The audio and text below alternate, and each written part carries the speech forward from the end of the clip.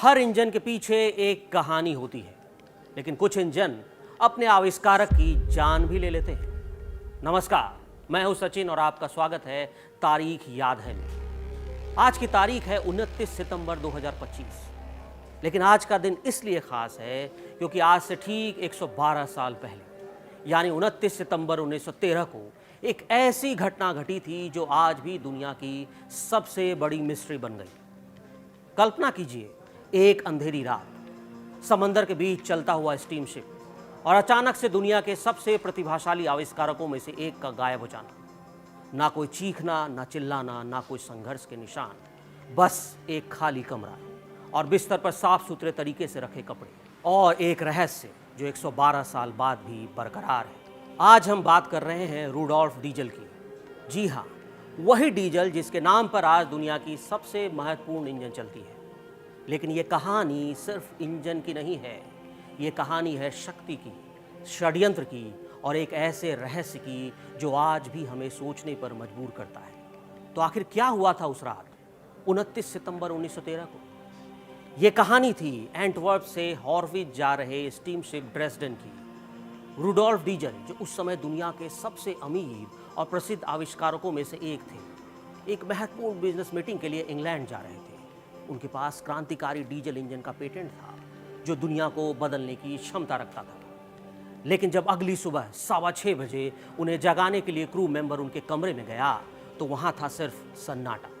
बिस्तर पर कोई नहीं था, लेकिन उनके कपड़े बिल्कुल सलीके से रखे हुए थे। उनकी घड़ी साइड टेबल पर रखी थी, टोपी और कोट ऊपर हैंगर में लटके हुए थे। और 10 दिन बाद समंदर में एक लाश मिली। वो इतनी सड़ गई थी कि उसे पहचानना मुश्किल था। लेकिन जेब में मिले सामान से उनके बेटे ने पुष्टि की कि ये रूडोल्फ डीजल ही है। और यहीं से शुरू होता है असली रहस्य। दोस्तों, ये कोई साधारण मौत नहीं थी। इसके पीछे छिपे हुए थे 3 संभावित कारण और हर एक कारण दूसरे से ज्यादा रोमांचक है। इसकी पहली थ्योरी थी हत्या बाय जर्मन स्पाइस। प्रथम विश्व युद्ध की दहलीज पर जर्मन नेवी चाहती थी कि डीजल इंजन सिर्फ जर्मन पनडुब्बियों में इस्तेमाल हो, लेकिन डीजल ने ऐसा करने से मना कर दिया था और डीजल ब्रिटिश नेवी से मिलने जा रहे थे। तो क्या जर्मन एजेंट्स ने उन्हें मार दिया? दूसरा सिद्धांत है जॉन डे के रॉकफेलर का षड्यंत्र। डीजल इंजन वेजिटेबल ऑयल पर भी चल सकता था, जो रॉकफेलर के तेल साम्राज्य के लिए सबसे बड़ा खतरा था। तो क्या दुनिया के सबसे अमीर आदमी ने इस आविष्कारक को मरवा दिया? और तीसरी थ्योरी है आत्महत्या, जो सबसे हैरान करने वाली है। अपनी यात्रा से पहले डीजल ने अपनी पत्नी को एक बैग दिया था जिसे 1 हफ्ते बाद खोलने को कहा था। और जब उसने ये बैग खोला तो उसमें आज के हिसाब से $12 लाख नगद मिले और बैंक स्टेटमेंट्स जो दिखाते थे कि वो कंगाल हो चुका था। लेकिन यहाँ प्लॉट अभी और गहरा है। चौथा और सबसे दिलचस्प सिद्धांत भी है, वो है फेक डेथ। कुछ लोगों का मानना है कि डीजल ने अपनी मौत का नाटक रचा और गुप्त रूप से कनाडा चले गए।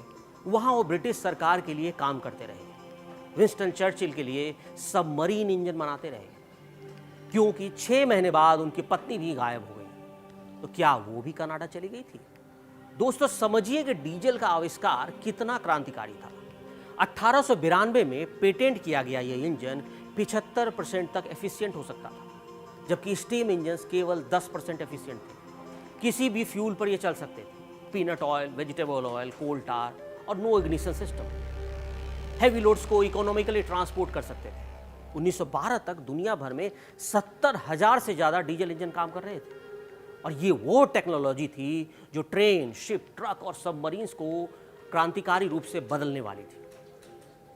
शायद यही है कि आज 112 साल बाद भी हम ये नहीं जानते कि उस रात एसएस ड्रेसडेन पर क्या हुआ था।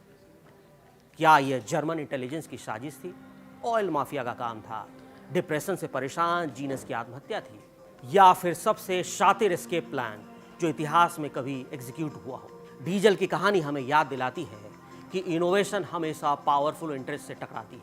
आज भी जब कोई क्रांतिकारी टेक्नोलॉजी आती है, चाहे वो इलेक्ट्रिक कार्स हो या रिन्यूएबल एनर्जी, वही पुराने प्लेयर्स अपने एम्पायर को बचाने की कोशिश करते हैं।